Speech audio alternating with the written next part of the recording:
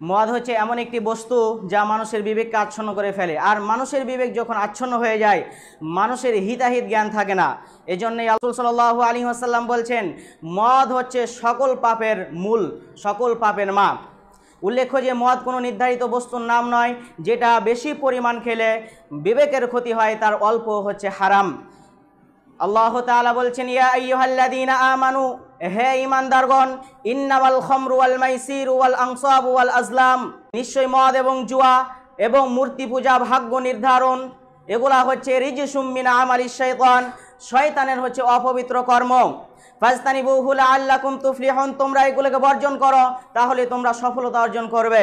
পরের অংশে আল্লাহ তাআলা বলছেন, ইন্নামা ইউরিদুশ শাইতান, শয়তান চায়, আইয়ুকিয়া বাইনাকুমুল আদাওয়াতা ওয়াল বাগদা ফিল খামরি ওয়াল মাইসির, শয়তান তোমাদের মাঝে মদ এবং জুয়ার মাধ্যমে তোমাদের পরস্পরের মাঝে শত্রুতা এবং বিদ্বেষ সঞ্চারিত করতে চায়।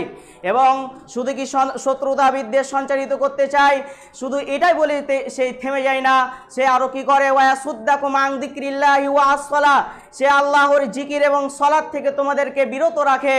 এবং ফাহাল আনতুম মুনতাহুন, এরপরও কি তোমরা নেশাদার দ্রব্য উল্লেখিত বিষয়গুলো থেকে তোমরা কি বিরত থাকবে না? অত্র আয়াতে আল্লাহ তাআলা 4টি বিষয়কে হারাম করেছেন।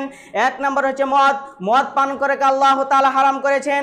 2 নম্বর হচ্ছে জুয়া খেলাকে আল্লাহ তাআলা হারাম করেছেন। 3 নম্বর মূর্তি পূজা এবং কবর পূজা, দরবেশ পূজা, এগুলোকে আল্লাহ তাআলা হারাম করেছেন। 4 নম্বর হচ্ছে ভাগ্য নির্ধারণ করা, এগুলোকে আল্লাহ তাআলা হারাম করেছেন। অন্য আয়াতে আল্লাহ তাআলা বলছেন, ইয়াসআলুনাকা আনিল খামর, হে নবী তারা আপনাকে মদ সম্পর্কে জিজ্ঞাসা করে, কুল আপনি বলে দিন, ফীহিমা ইসমুন কাবীর, মদ এবং জুয়ার মধ্যে মহা বড় পাপ রয়েছে।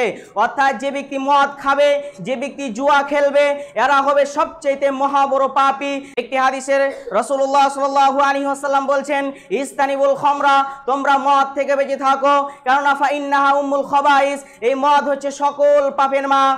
যে ব্যক্তি ফামাল্লাম ইয়াস্তানিবাহা, মদ থেকে বেঁচে থাকবে না, ফাকাদ আসাল্লাহ ওয়া রাসূলা, সে ব্যক্তি আল্লাহ এবং তার রাসূলের নাফরমানি করলো।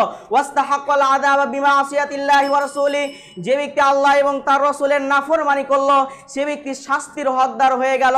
ওয়াকাল আল্লাহু তাআলা, আল্লাহ তাআলা বলছেন, ওয়া মান ইয়াসিল্লাহা ওয়া রাসূলা, যে ব্যক্তি আল্লাহ এবং তার রাসূলের নাফরমানি করে, ওয়ামাইয়াতাআদ্দা হুদুদাহু, সে ব্যক্তি আল্লাহর সীমাকে অতিক্রম করলো। আর যে ব্যক্তি আল্লাহর সীমাকে অতিক্রম করলো, ফাইদখিলুহু নারান খালিদান, আল্লাহ তাআলা তাকে চিরস্থায়ী জাহান্নামে প্রবেশ করাবেন। ওয়া ফিহা লাহু আযাবুম মুহিন, এবং সেই জাহান্নামের মধ্যে তার জন্য অপমানজনক শাস্তি রয়েছে। তাহলে অত্র আয়াত এবং হাদিস দ্বারা বোঝা যাচ্ছে মদ হচ্ছে সকল পাপের মা, সকল পাপের মূল। অর্থাৎ কেউ যদি মদ খেয়ে নেয় তাহলে সে পাপের দরজা খুলে দিল। অর্থাৎ সে মদ খেয়েছে, তার জন্য জিনা করা এখন কোনো ব্যাপারই না। সে মদ খেয়েছে, তার জন্য এখন মৃত্যু হত্যা করা কোনো ব্যাপারই না। সে মদ খেয়েছে, আত্মীয়তা সম্পর্ক বিচ্ছিন্ন করা তার জন্য কোনো ব্যাপারই না।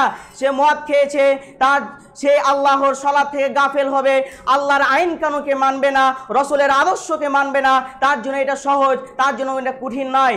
সে মদ খেয়েছে, জুয়া খেলেছে, তার মনে পাপের দরজা খুলে দিয়েছে।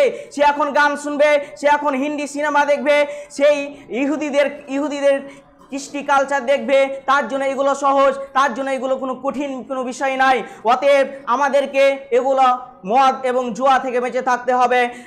আমাদেরকে নিজেদেরকে বেঁচে থাকতে হবে, এবং আমাদের পাড়া প্রতিবেশী যারা আত্মীয় স্বজন রয়েছে, পরিবারের আত্মীয় স্বজন যারা রয়েছে, এরা যারা মদ পান করে, বিড়ি খায়, গুল খায়, আমাদেরকে নসিহা করে তাদেরকে পরিবর্তন করার চেষ্টা করতে হবে, এবং তাদেরকে এই পাপের মূল কাজ থেকে আমাদেরকে ফিরিয়ে আনতে হবে উপদেশ দিয়ে এবং হাদিস কুরআন আল্লাহ রাসূলের বাণী দিয়ে। অতএব আল্লাহ তাআলা যেন আমাদেরকে এরকম কাজ করার তৌফিক দান করেন এবং জঘন্য পাপ থেকে আমাদেরকে বিরত রাখার তৌফিক দান করেন। আমরা সকলে বলি আল্লাহুম্মা আমিন।